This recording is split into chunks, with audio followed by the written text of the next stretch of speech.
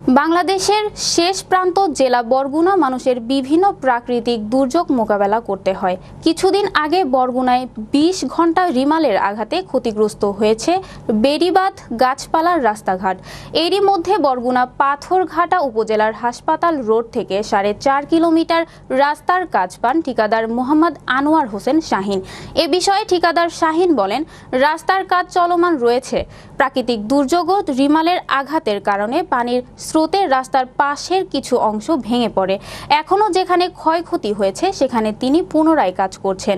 তিনি বলেন, এ নিয়ে একটি কুচক্রীমহল মিথ্যা বানোয়াট ভিত্তিহীন অপপ্রচার চালিয়েছে তার বিরুদ্ধে।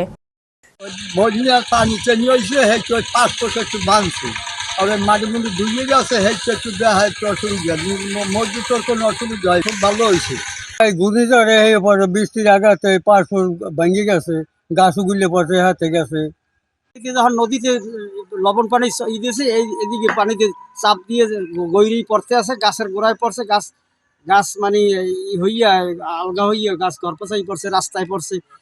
আমি পাথরঘাটা হাসপাতাল রোড থেকে হরিণঘাটার দিকে ৪.৫ কিলো রাস্তা আবুল কালাম আজাদ লাইসেন্সে আমি টেন্ডার দিয়ে কাজ পাই।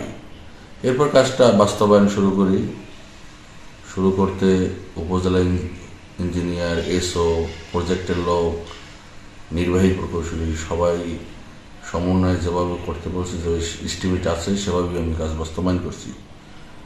বাস্তবায়ন এখনও কমপ্লিট হয় না, এখনও আমার প্রায় ১.৫ কোটি টাকা পাওনা আছে।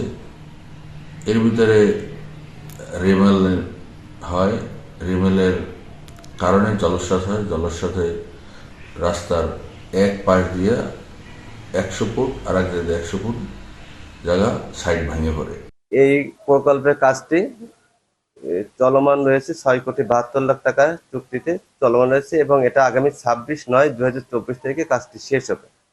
এই রাস্তাটার টোটাল দৈর্ঘ্য প্রায় ৪৬০০ মিটার এবং ৪৬০০ মিটারই ঠিকাদার কার্পেটিং কাজ সম্পন্ন করেছে।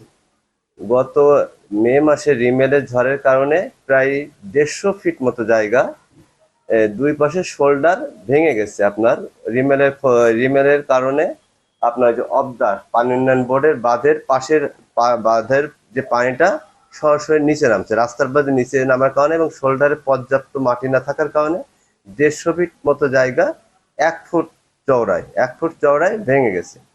যেহেতু ঠিকাদার আমাদের কাছে এখনো প্রায় ১ কোটির মতো টাকা পাবে, ১ কোটির উপরে টাকা পাবে এবং এটার সে ফাইনাল বিল নেয়নি।